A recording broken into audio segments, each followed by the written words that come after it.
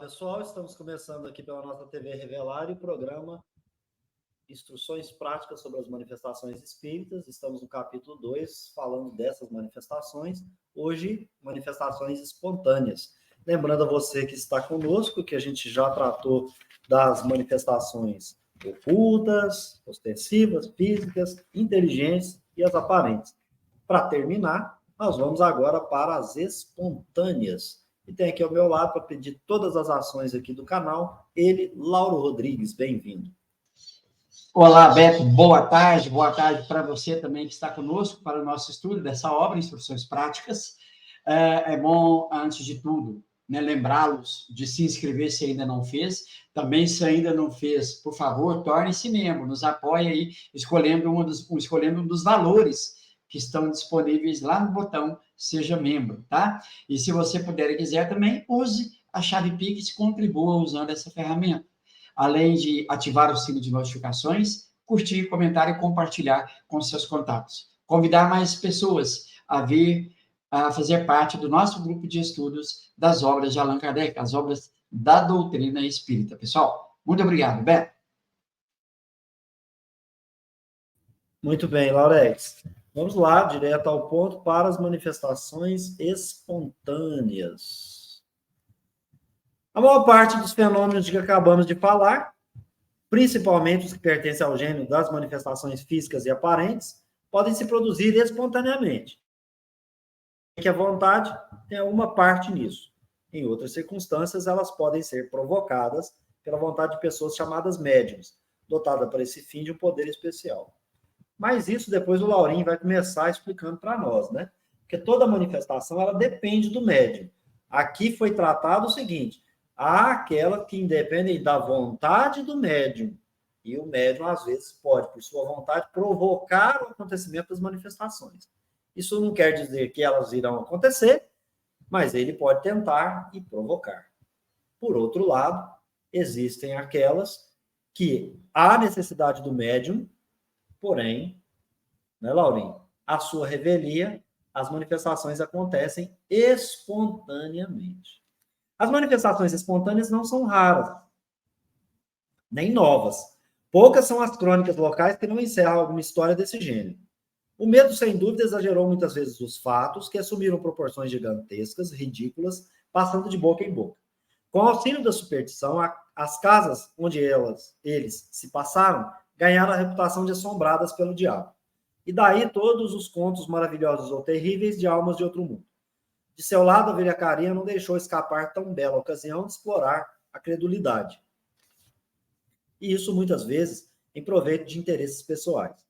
Pode-se imaginar, de resto, a forte impressão que fatos desse gênero, mesmo reduzidos à realidade, podem produzir em caracteres fracos e predispostos pela educação às ideias supersticiosas. O meio mais seguro de evitar os inconvenientes que eles poderiam ter, visto que não os podemos impedir, é fazer conhecer a verdade. As coisas mais simples se tornam terrificantes quando a causa delas é desconhecida. Quando nos tivermos familiarizados com os espíritos e aqueles a quem se manifestam, não acreditarem mais ter uma legião de demônios engarupados em suas costas, o medo estará definitivamente banido. As manifestações espontâneas se produzem muito raramente em locais isolados. É quase sempre em casas habitadas que elas se dão e motivadas pela presença de certas pessoas que exercem uma especial influência sem o perceberem. Essas pessoas são verdadeiros médiuns, embora não saibam, e por essa razão denominá-las emos, médiuns naturais. Elas são, em relação a outros médiuns, o que os sonâmbulos naturais são para os sonâmbulos magnéticos, igualmente curiosos de observar-se. Por essa razão, concitamos as pessoas que se ocupam com os fenômenos espíritas a recolherem todos os fatos que lhes vierem ao conhecimento, mas, sobretudo, a lhes verificarem cuidadosamente a realidade, para evitar tornarem-se vítimas de ilusão ou do embuste, que se pode alcançar com uma observação consciente, Laurinho. É bom destacar, né, isso. Então, pode haver um médium involuntário ou natural, como o próprio Kardec vai chamar? Tem, claro, e nós vamos estudar, estamos estudando aqui, estudamos os livros dos médiuns. Há os médiuns que são facultativos, que têm consciência da sua faculdade? Sim. Tá? Mas difere um do outro? Não. O que difere é que um sabe que é e o outro não. E o fenômeno ocorre muitas das vezes, como nós citamos em um outro vídeo, daquela mocinha que está na Revista Espírita, que ela era a causa principal, né? Ela era a médium, uma médium natural, toda aquela bagunça, aquela perturbação acontecia, ela era a responsável diretamente, porque ela era a médium, só que ela era uma médium natural, inconsciente. Né? E o Kardec vai usar como exemplo o sonâmbulo. O que difere o sonâmbulo magnético do natural? Difere simplesmente que um, naturalmente, como o próprio nome diz, entra no estado sonambúlico e o outro é provocado pelos espíritos, magneticamente ou por um encarnado. Né? Não, minto. O natural é provocado pelos espíritos e o magnético é pelo magnetizador, tá, pessoal? Corrigindo aqui. Então, o sonâmbulo natural, ele entra naturalmente, o outro é provocado. Mas o fenômeno é o mesmo, tá? A faculdade é a mesma, não tem diferença. E outro ponto a destacar é, a partir do momento que se conhece que o médium, através do médium que os espíritos vão provocar os fenômenos, e que esses espíritos usam esses fenômenos para chamar a atenção, né, e que geralmente, na grande maioria das vezes, esses espíritos são espíritos inferiores, então nós vamos entender o quê? Se não há nenhuma farsa por trás, nenhum charlatanismo por trás, há, de fato, a manifestação de um espírito provocando um fenômeno desses, de efeito físico, por exemplo. Então, o que se pensar? São demônios? Não, são espíritos que querem chamar a atenção e que quem tem conhecimento de causa vai procurar um médium, se caso não seja, e vai, então, a partir daí, dialogar com esse espírito, saber o que ele precisa, o que ele quer, qual a finalidade daquele barulho todo, daquela perturbação, e aí, né, pode até se resolver essa questão. Mas o importante é saber que sempre há a necessidade, tem que haver a presença de um médium. Né? Tanto é que, para que os espíritos vão fazer barulhos em locais desabitados? Não faz sentido nenhum. Eles querem chamar a atenção. Então, na grande maioria das vezes, são em residências, locais onde há pessoas. Aí sim, o fenômeno vai ocorrer, porque, como disse, eles precisam, querem chamar a atenção.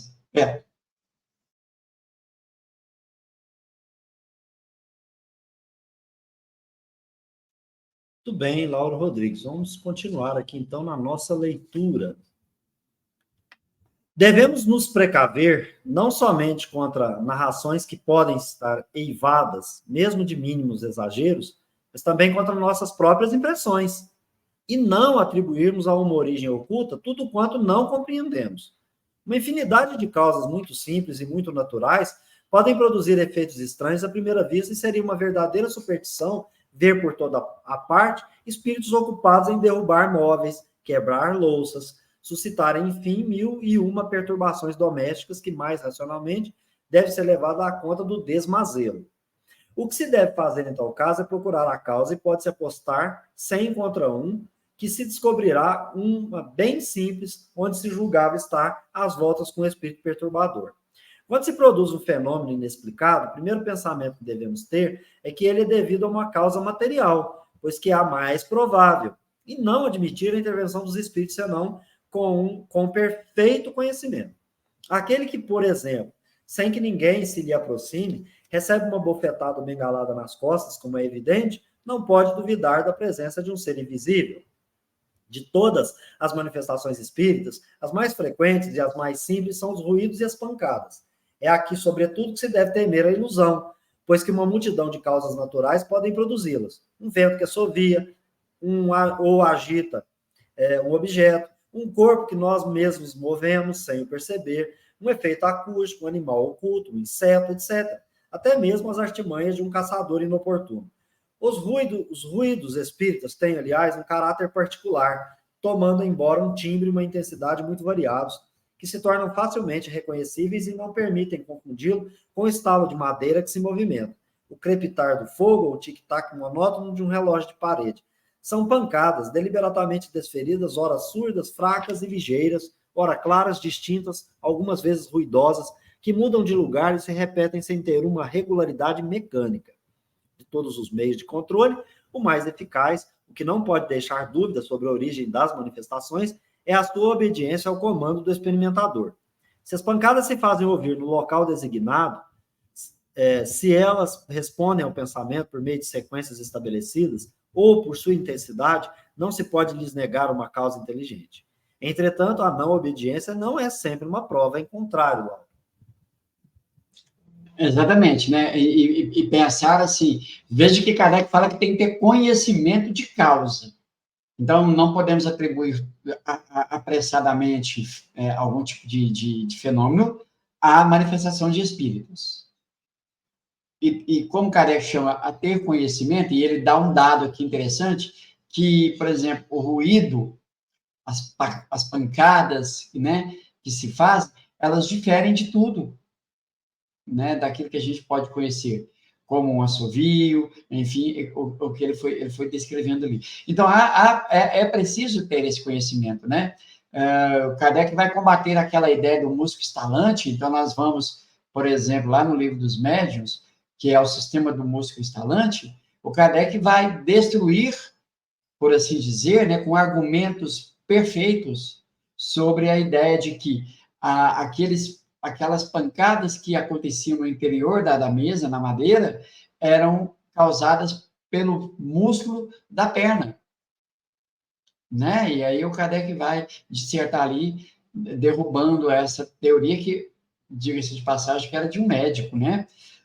Mas o importante é ter conhecimentos, mas esses conhecimentos é não deixar que a imaginação produza coisas onde não existe. Conhecimento mesmo. Nada místico, nada sobrenatural, nada exagerado. É racional, é científico. Por isso o Kardec fala que tem que ter profundo conhecimento de causa. Beto. Muito bem, vamos prosseguir no texto. Admitamos agora, por uma investigação minuciosa, se adquire a certeza de que os ruídos ou quaisquer efeitos são manifestações reais. É racional se atemorizar? Não, certamente, porque não pode haver neles, em caso algum, menor perigo. Então, somente as pessoas adrede, impressionadas com a ideia de que é o diabo que as motiva, podem se impressionar de um modo pernicioso, como as crianças, às quais se faz medo com o lobisomem, com o bicho-papão. E essas manifestações adquirem, em certas circunstâncias, é preciso convir, proporções e persistências desagradáveis, despertando um desejo muito natural de nos livrarmos delas. Torna-se necessária uma explicação a esse respeito. Temos que as manifestações físicas têm, por fim, despertar nossa atenção e nos convencer da presença de um poder superior ao do ser humano. Dissemos também que os espíritos elevados não se ocupam com essa espécie de manifestações. Eles se servem dos espíritos inferiores, assim como nos servimos de nossos serviçais para os trabalhos mais pesados, e isso com a finalidade que acabamos de mencionar. Uma vez atendido esse fim, cessa a manifestação material, já que não é mais necessária. Um ou dois exemplos farão melhor compreender o processo. No princípio de meus estudos sobre o espiritismo, estando ocupado certa noite com um trabalho relacionado a esta matéria, fizeram-se ouvir pancadas em redor de mim no decorrer de 4 horas consecutivas. Era a primeira vez que tal coisa me acontecia. Verifiquei que elas não tinham nenhuma causa acidental, mas no momento não pude saber mais nada. Nessa época, eu tinha a oportunidade de encontrar constantemente um excelente médium psicógrafo. Logo no dia seguinte, interroguei o espírito que se comunicava por seu intermédio a respeito da causa das pancadas.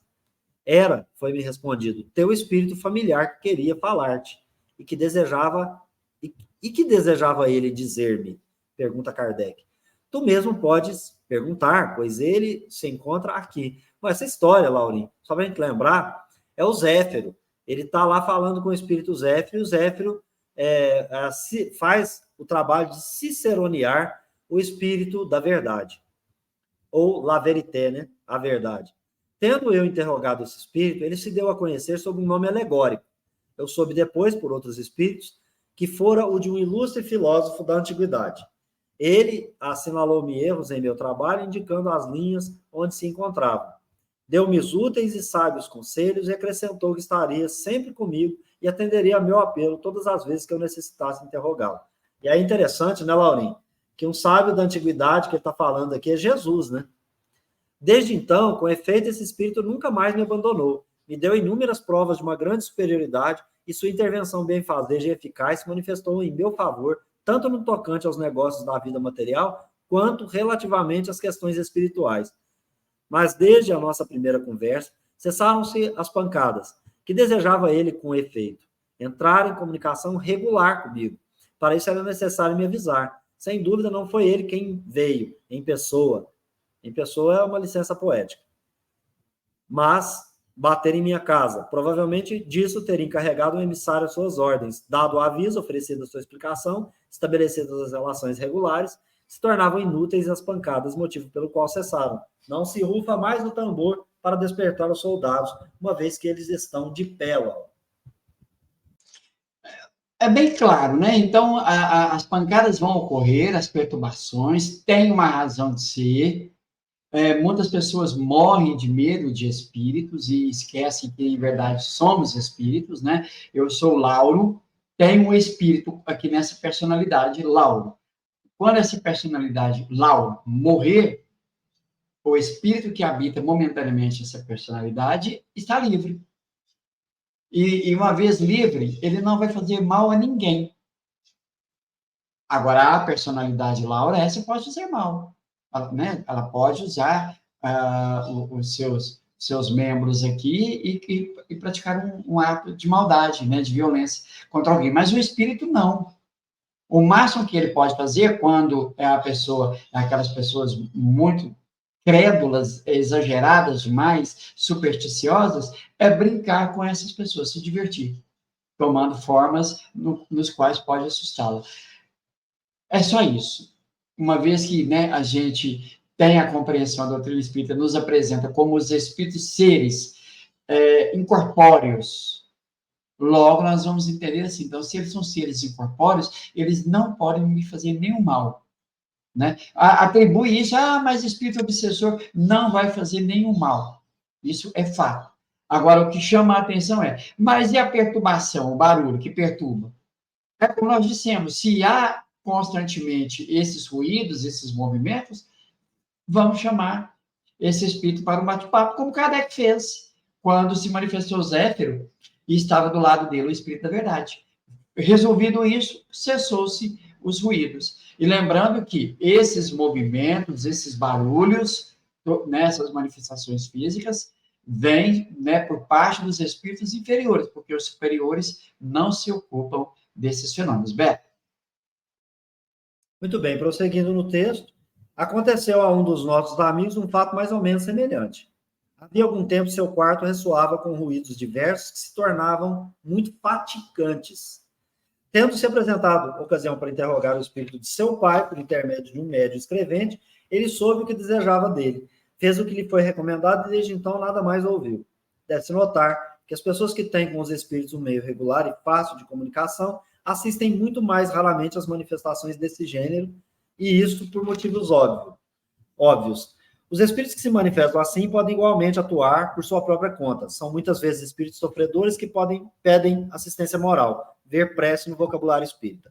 Quando podem traduzir seu pensamento de um modo mais inteligível, compreensível, pedem essa assistência de maneira que lhes era familiar em vida, ou que está nas ideias e nos hábitos daqueles a quem eles se dirigem.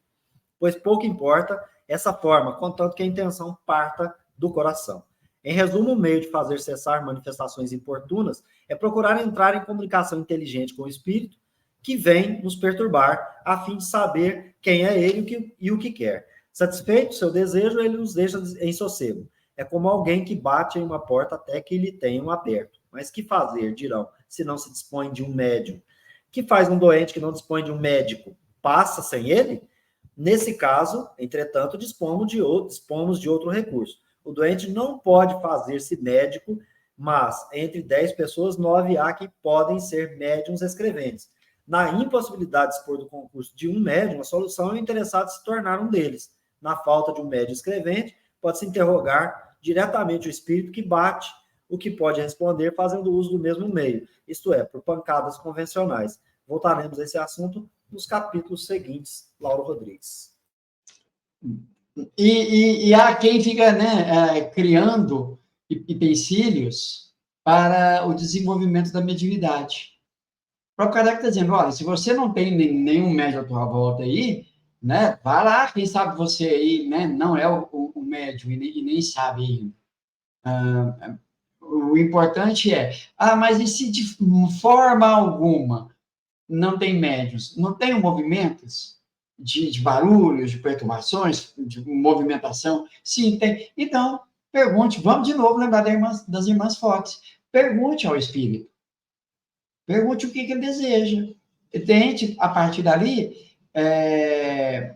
formar, né, criar uma conversação, um bate-papo com esse espírito e vir a saber o que o motiva a provocar esses fenômenos. Uma vez resolvido tudo isso, não, ele vai deixar para o lado. Mas e se for um espírito que quer prejudicar, que quer... Aí é o momento de preces, é o momento de esclarecimento, é o momento de se moralizar e moralizar o próprio espírito. Então, a doutrina espírita vai nos proporcionar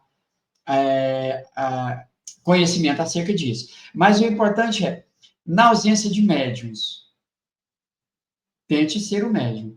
Não tem médium, o fenômeno físico, estimule o espírito, provocando as perguntas que ele vai dar as respostas por batido. Mas aí, como o próprio Kardec diz, é preciso ter um profundo conhecimento de causa desse assunto, para que não seja vítima da própria imaginação, né?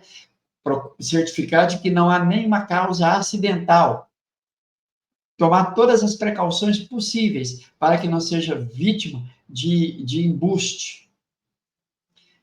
Certificou de tudo isso, a questão agora é, né? Então há um ser oculto aqui.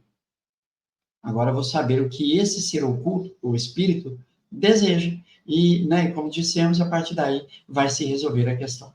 Lembrando que os espíritos não vão fazer mal a ninguém, né? Basta que a gente realmente saiba o que perguntar, como perguntar, e vamos ter bons resultados, né? Para aquele que tem medo de desenvolver a mediunidade, mas dizem que tem que desenvolver mediunidade dentro da casa espírita. Criaram isso para poder conter algo que é natural. Né? Mediunidade é algo do ser humano. Você pode ser médium em qualquer lugar onde você esteja, não necessariamente dentro da casa espírita. A casa espírita é um local onde você vai estudar, onde você vai entrar em conversação com os espíritos, se instruir. Esse seria o papel da casa espírita. A casa espírita proíbe, os dirigentes proíbem que se desenvolva uma mediunidade fora da casa espírita. Interessante, né? Mas não estudam Kardec. É o contrassenso. Então, proíbe que se faça algo, mas não estuda Kardec. É uma proibição que parte de fontes que, né, a gente não tem nem segurança, não tem um controle universal. Né? Então, o importante é estudar e meditar sobre o que está estudando. Beto. Muito bem, Lauro Rodrigues, a gente encerra por aqui esse nosso encontro, prometendo voltar na próxima oportunidade. Devolvo a você, dizendo obrigado a Deus, aos bons espíritos e a todos que estiveram aqui nos assistindo ou que vierem assistir no futuro. Obrigado pela parceria e confiança. A gente se encontra no próximo vídeo. Até lá. Valeu, Beto. Obrigado. Obrigado a você que está conosco. Faça aí os seus comentários, deixe aí no chat ou depois no encerramento do vídeo nos comentários abaixo da descrição.